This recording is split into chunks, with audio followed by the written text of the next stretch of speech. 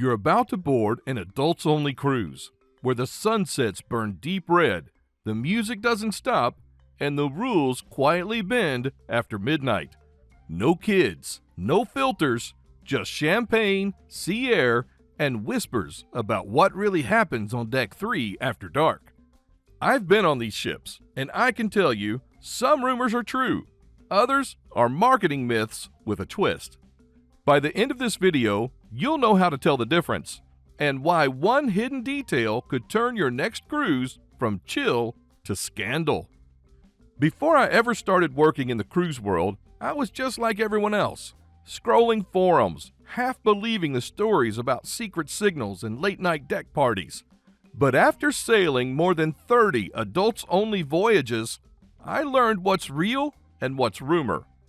These cruises aren't wild free-for-alls. They're carefully designed social ecosystems. Every itinerary, light queue, and theme night shapes the mood on purpose. That's why I built Cruise Smarter, to show travelers what the brochures won't. So before we dive into the myths, let's start with the one image that built this entire culture, the upside-down pineapple. The rumors and the symbol. Let's start with a symbol that turned cruise gossip into a global sport, the upside-down pineapple. You've probably seen it on TikTok and in cruise groups, dangling from tote bags, slapped on door magnets, or worn as earrings that feel just a little too bold. Some swear it's the official calling card for swingers at sea. Others say it's nothing more than a naughty inside joke that got way too popular. But here's the fun part. The pineapple wasn't born spicy. It used to mean hospitality. Welcome to my home. Then the internet flipped it upside down, and suddenly it meant, welcome to something else entirely. The moment cruisers spotted upside-down pineapples on cabin doors, the theories exploded. People connected dots that weren't even in the same puzzle. Forums lit up, rumors spread, and the pineapple became the unofficial signal for couples who were open to conversation. Conversation with options. But here's where reality slaps the rumor right across the deck. Most upside-down pineapples mean absolutely nothing. Cruise lines literally sell the magnets in their gift shops. People buy them because they're cute or funny or match their beach bag. Half the wearers have zero idea they're accidentally broadcasting, "We might be open-minded tonight." Still, intent doesn't matter. Perception does. On an adults-only cruise, perception has a life of its own. On one Virgin Voyages sailing, I met a couple who flipped theirs upside down just to stir the pot. By the second night, their hallway had turned into a reality show. People slowed down when walking past their door. A few lingered, and one brave soul left a note that said, "Cabin 618, knock if you're serious." That's the magic and the mess. The line between curiosity and invitation is razor thin at sea. Because once the kids are gone, something changes. People talk freer. They flirt with half smiles. Couples hold hands a little tighter, or looser. Everyone feels just bold enough to wonder, what if? So when a pineapple appears, it doesn't matter whether it means something. People want it to mean something. But here's the twist only experienced cruisers know. There are private charter cruises, the real lifestyle sailings, where the upside-down pineapple isn't a joke. It's accurate branding. On those ships, the jewelry, the magnets, the swimwear patterns, none of it is accidental. Everyone knows the code, and everyone is playing the same game. But those sailings are closed door, invite only, and carefully controlled. You won't wander onto one by mistake, and if you do, you'll know it within 5 minutes. So if you see a pineapple flipped upside down on a regular adults-only cruise, don't panic, don't assume, don't knock. Just appreciate the confidence and keep moving. Because the real secret of adults-only cruising isn't the fruit on the door, it's the fantasy people project onto it. The symbol isn't naughty, the imagination is. And that's where things get dangerously interesting. The two worlds of adults-only cruising. Most people think an adults-only cruise is one simple category, No kids, quieter pools, better cocktails. End of story. But that's the innocent version. The truth is hotter. There are two entirely different worlds sailing under one sunset, and only one of them plays by the normal rules. The first world is the one the cruise lines proudly show off. Virgin Voyages with its cheeky humor and seductive lighting. Morella with its grown-up calm. P&O with its elegant no kids promise. These ships are built for flirtation, not scandal. Think boutique resort energy floating across the sea. Couples holding hands, strangers exchanging slow smiles, tensions that stay cute, not controversial. It's the kind of place where you feel attractive again, where cocktails turn conversations warmer, and the most rebellious thing you'll do is kiss someone under string lights. Everything is suggestive, but nothing spills over the edge. But then there's the second world, the one your brochure will never whisper about. The one that makes Reddit explode every time a blurry photo leaks. The world of full ship takeovers, private charters, hidden groups with signups that look suspiciously like background checks. Bliss Cruise, Desire, Temptation. These aren't adults only. They're the swinger ocean. Curated, themed, deliberate, and absolutely unapologetic. You don't stumble onto these sailings. You don't accidentally book them because you clicked the wrong cabin. These cruises find you only if you're looking, or if someone invites you into the lifestyle community that runs them. Some require referrals. Some require vetting. Some require you to show you understand the culture before you even step on board.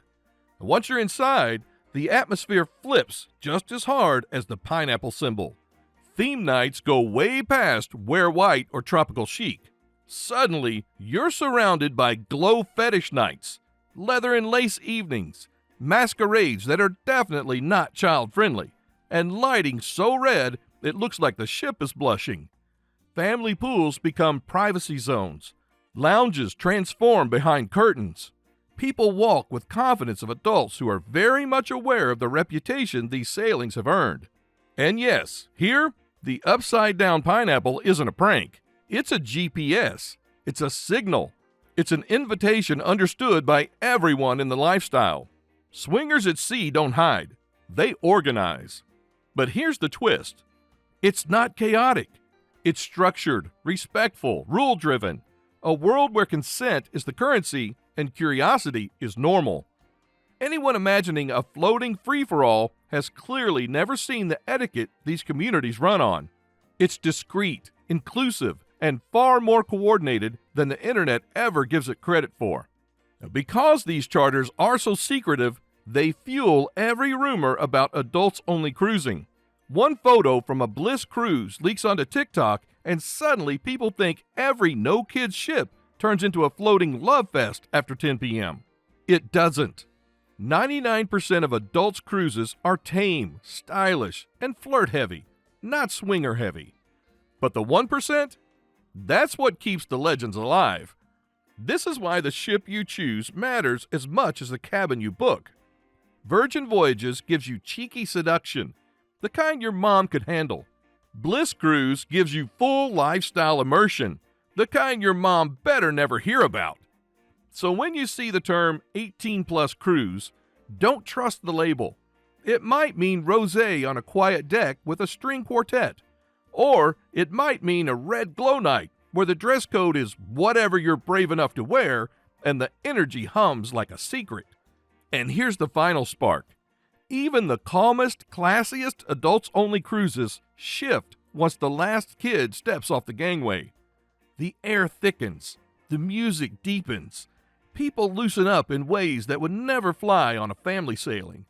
Because when the ship belongs entirely to grown-ups, the nights don't just get interesting. They get famously unpredictable. But here's the thing.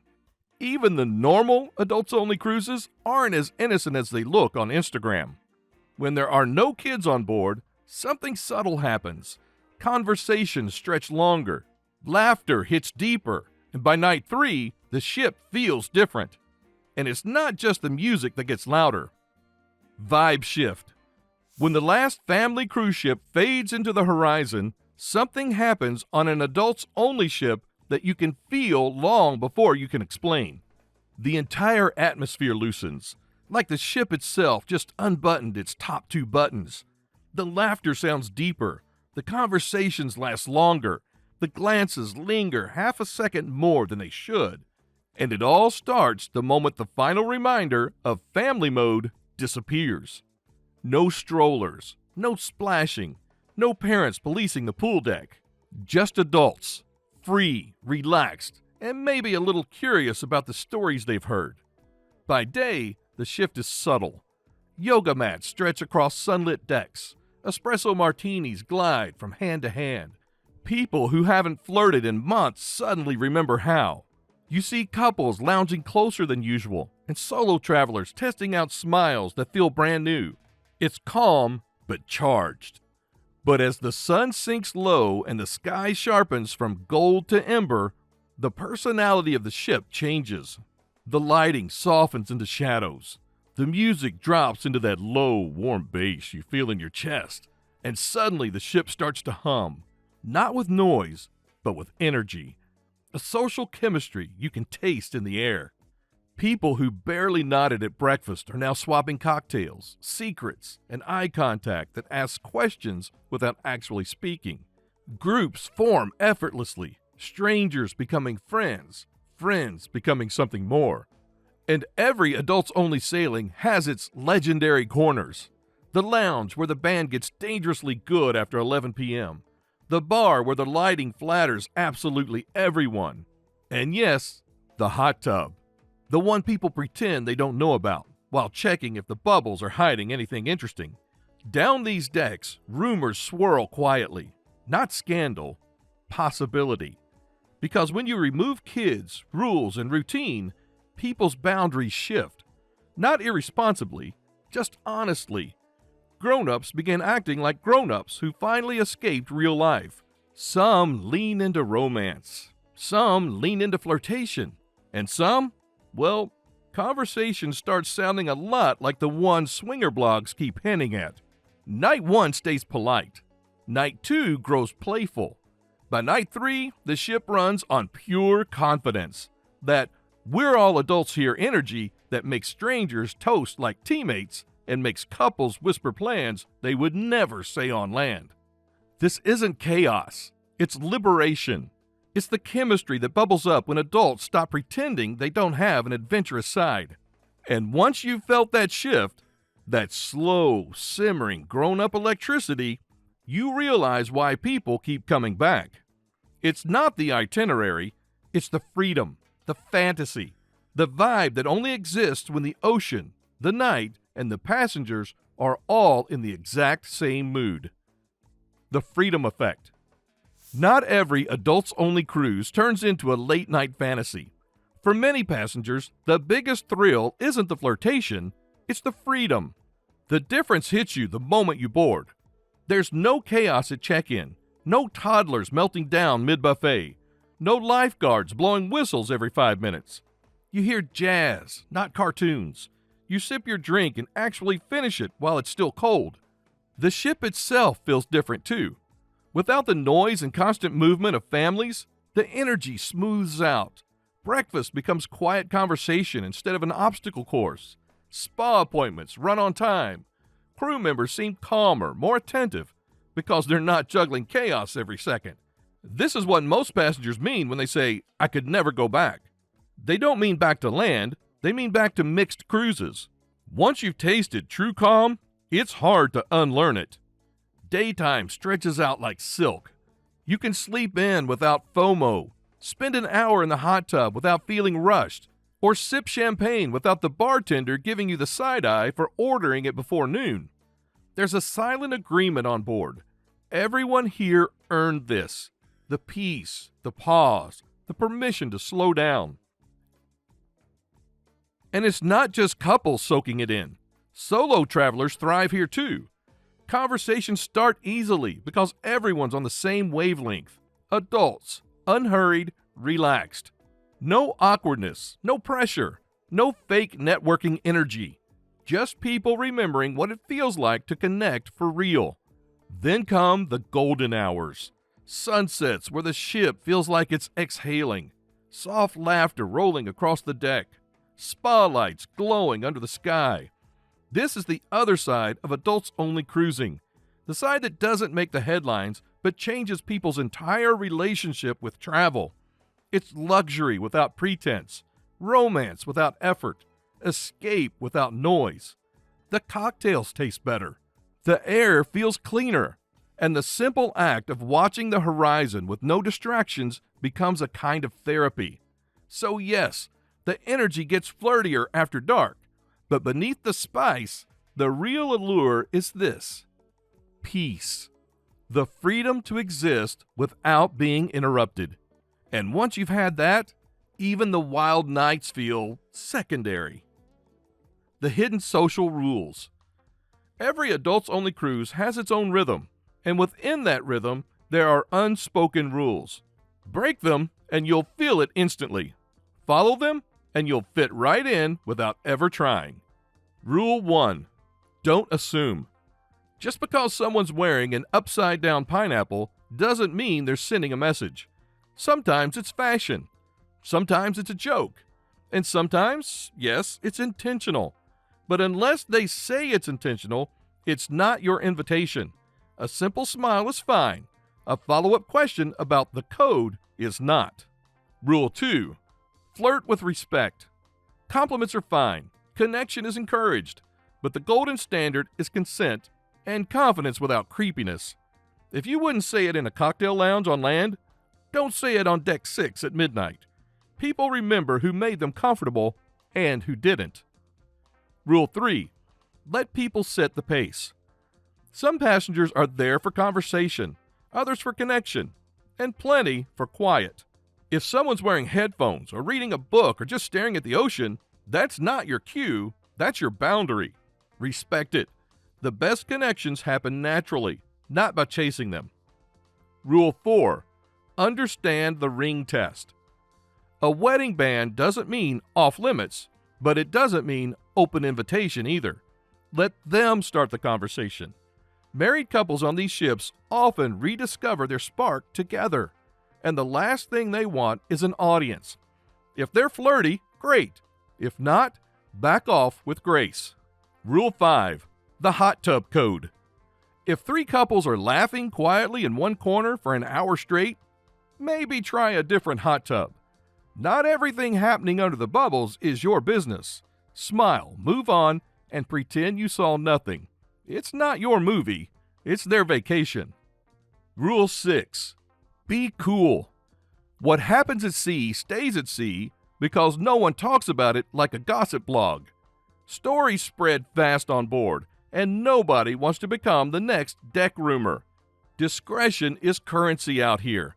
The more chill you are, the more people trust you, and the more doors quietly open. Rule 7. Respect the crew. The bartenders, servers, and cabin stewards see everything. They also decide whether your drink gets poured heavy or light. Treat them well, tip fairly, and never drag them into personal drama.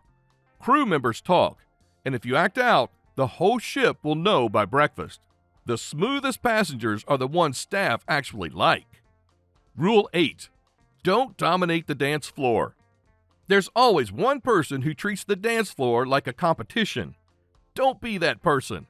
Let others shine, read the room, and remember, it's about shared energy, not performance. You're not auditioning for Dancing with the Stars. You're vibing at sea.